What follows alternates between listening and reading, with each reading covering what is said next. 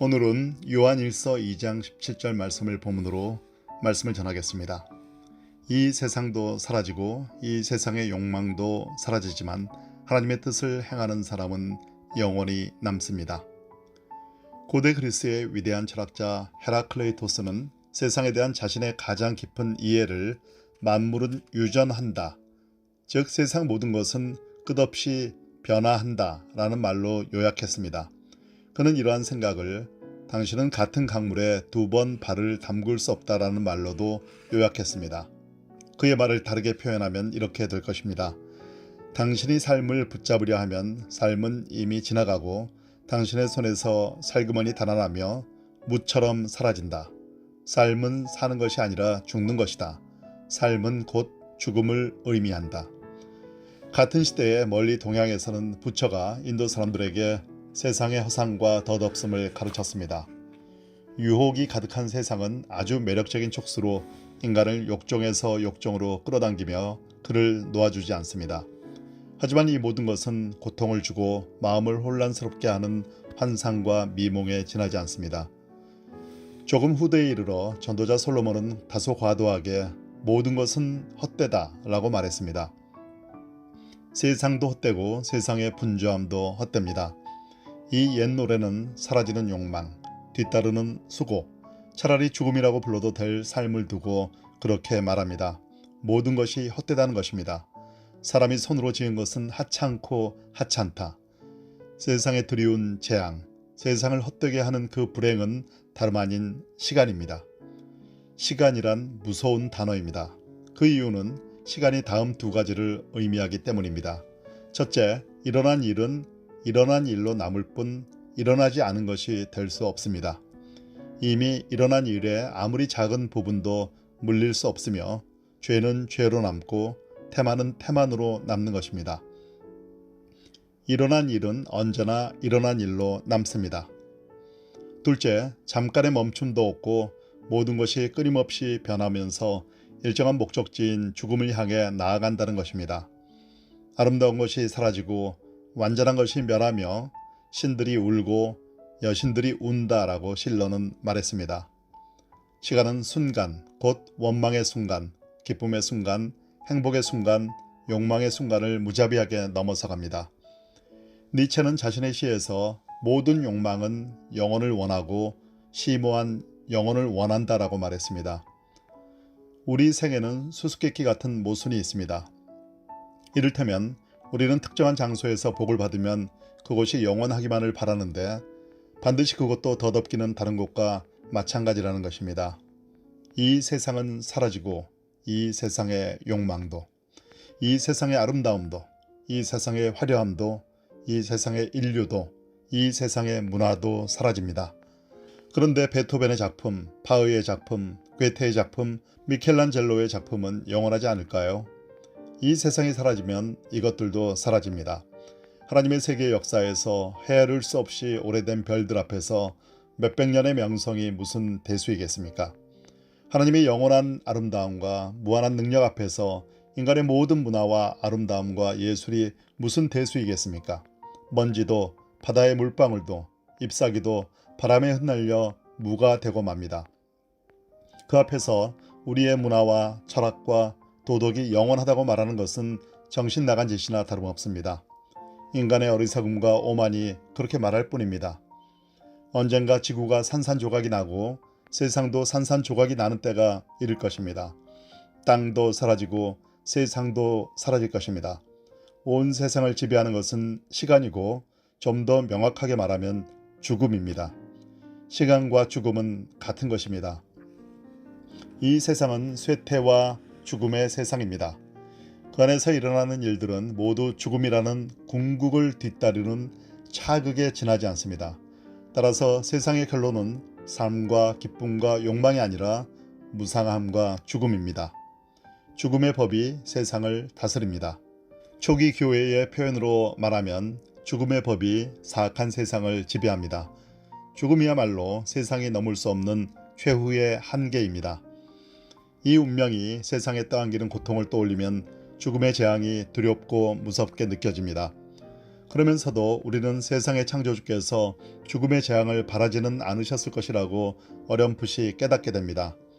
세상이 하나님의 뜻을 저버리고 태초의 행위, 곧 태초의 악행이 발생했습니다. 악마가 창조주 하나님께 반항한 것입니다. 재앙은 이 태초의 악행과 관련이 있습니다. 태초의 악행, 이것이 지금도 우리 안에서 활동하며 하나님께 반항하고 그분의 뜻에 반발하고 있습니다.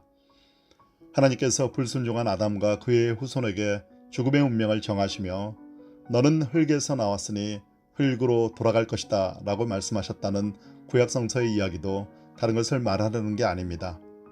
덧없는 운명이 사악한 마법처럼 세상 위에 군림하고 있으니 세상과 우리 안에 도살인 태초의 악행을 제압하는 자만이 이 마법을 몰아낼 수 있습니다.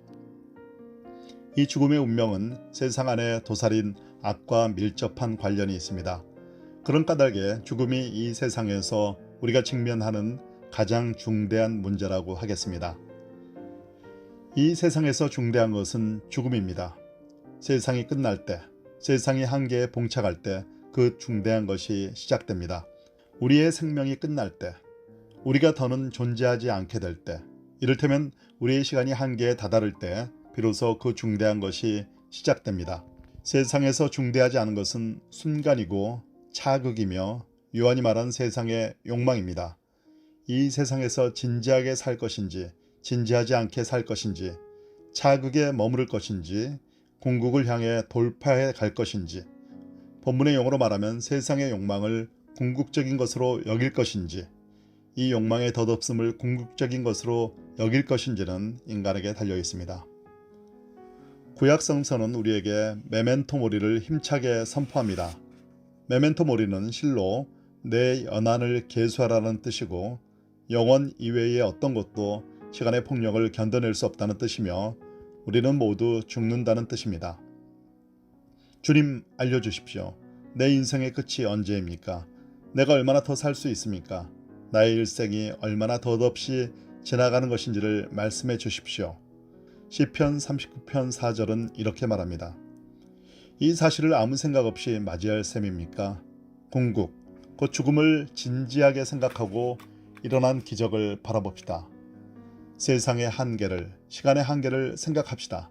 그러면 놀라운 일이 일어날 것입니다. 우리의 눈이 열려서 세상의 한계를 보게 될 것입니다. 시간의 끝은 진정한 새로움의 시작, 곧 영혼의 시작임을 보게 될 것입니다. 시간은 제 힘을 영혼에 빼앗기고 세상의 궁극인 죽음은 차극이 됩니다. 모든 덧없는 것이 영혼의 관점 아래로 옮겨가게 됩니다. 그러나 이 영혼은 우리에게서 멀리 떨어져 있지 않습니다.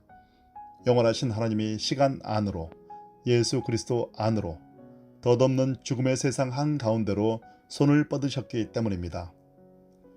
이제 우리는 하나님의 손을 잡고 그분이 이끄심을 따라서 영원 안으로 진입할 수 있습니다. 바로 이것이 예수 그리스도 안에서 일어난 계시의 기적입니다. 영혼에서 나온 한 표지가 온갖 덧없음과 어둠 가운데 우뚝 서서 신성한 은혜의 빛을 받아 환히 빛나고 있습니다. 바로 십자가입니다. 앞서 말씀드린 대로 죽음의 마력을 몰아낼 수 있는 자만이 인류 안에 도살인 태초의 악을 근절할 수 있습니다. 그 일을 하신 분이 바로 예수 그리스도입니다. 그분은 악인을 깨끗하게 하시고 거역하는 자를 자기에게로 돌아서게 하시며 사울을 바울로 만드십니다. 그분은 죽을 운명의 죄인을 인도하여 영원 안으로 들여보내십니다. 가장 놀라운 일은 그분이 우리를 지금 여기서 영원하게 하신다는 것입니다. 하나님께서 우리를 부르셨으니 우리는 이제 덧없는 존재가 아니라 영원한 존재입니다. 우리는 시간 안에 있지 않고 이미 영원 안에 있습니다. 우리는 영혼을 가슴에 품고 있습니다. 그분을 믿는 사람은 영생을 얻고 더는 죽지 않으며 죽어도 살 것입니다. 영원한 존재가 되어 매 순간 하나님을 우러러보는 것, 바로 이것이 우리 삶의 의미입니다. 우리는 죽음을 이겼습니다. 죽음은 이제 아무것도 아닌 것이 되어 우리 뒤에 처져 있습니다. 우리는 이미 죽음에서 생명으로 옮겨진 상태입니다. 이 세상도 사라지고 이 세상의 욕망도 사라지지만 하나님의 뜻을 행하는 사람은 영원히 남습니다. 이제 우리에게는 이런 물음이 제기됩니다. 당신은 죽음의 사람, 정처 없이 떠돌다가 풀잎처럼 쓰러지는 사람으로 남으시겠습니까? 아니면 영혼의 사람, 죽음이라는 관념에 깜짝 놀라서 영혼을 찾은 사람이 되시겠습니까? 우리에게는 둘 중 하나의 길만 있을 뿐입니다. 경솔하고 지각 없이 사시겠습니까? 그러면 당신은 죽음의 세상에 속한 사람이 될 것입니다. 아니라면 오늘부터 가서 참되고 성실해지십시오. 그러면 당신은 영혼의 사람이 될 것입니다. 그러나 그렇게 되려면 어떻게 해야 할까요? 예수께서는 놀라울 정도로 간단한 답을 주십니다. 하나님의 뜻을 행하여라.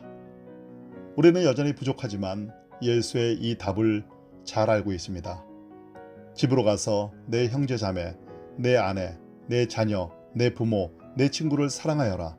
내 이웃과 화목하고 도움이 필요한 이에게 도움을 주고 가진 것 없는 이에게 내가 가진 것을 베풀고 온화하고 자비로운 사람이 되고 생각과 말을 순전하게 하여라. 너는 이 세상 안에서 살고 있다. 우리는 세상을 뒤로하고 고독 속으로 달아나야 할까요? 금욕주의자가 되고 고행하며 내 속의 모든 세상 기쁨을 죄스러운 것으로 여겨 억제하고 억눌러야 할까요? 태양과 기쁨과 행복에 대한 전쟁을 선언해야 할까요? 그리하면 영혼의 사람이 될까요? 중세 시대와 수도사는 그리해야 한다고 생각했으니 말입니다. 아닙니다. 하나님께서 당신을 세상 안에 들여보내셨습니다. 그러니 당신은 세상 안에서 곧 무상한 것들 한가운데서 하나님의 뜻을 행해야 합니다. 즐겨도 되는 것을 즐기되 세상에 집착하지는 마십시오. 당신의 마음은 영원, 곧 하나님의 소유입니다. 세상이 당신의 마음을 원하거든 세상에 대해 전쟁을 선포하십시오. 다시 말씀드립니다. 세상에 대해 전쟁을 선포하십시오. 세상이 당신의 힘, 당신의 도움, 당신의 목숨을 원하거든 그 모두를 세상에 내어주십시오. 그러면 당신은 많은 일을 할 수 있으며 죽음의 사람에서 영혼의 사람으로 바뀔 것입니다. 만일 여러분이 그리스도인은 눈에 보이는 것을 허무하게만 여기고 단념하는 비관적인 사람들이다 라고 생각한다면 이는 오늘 본문과 이 설교를 오해한 것입니다.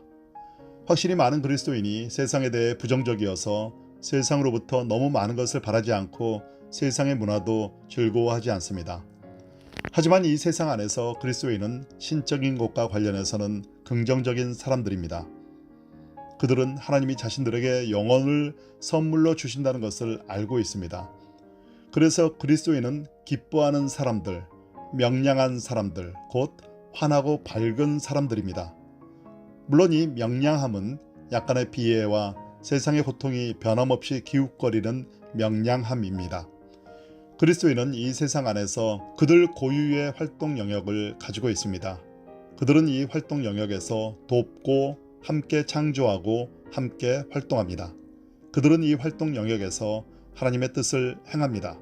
그런 까닭에 그들은 비관적인 염세가들이 아니라 하나님께 모든 것을 기대하는 사람들, 그래서 세상 안에서 기뻐하는 사람들, 명량한 사람들입니다.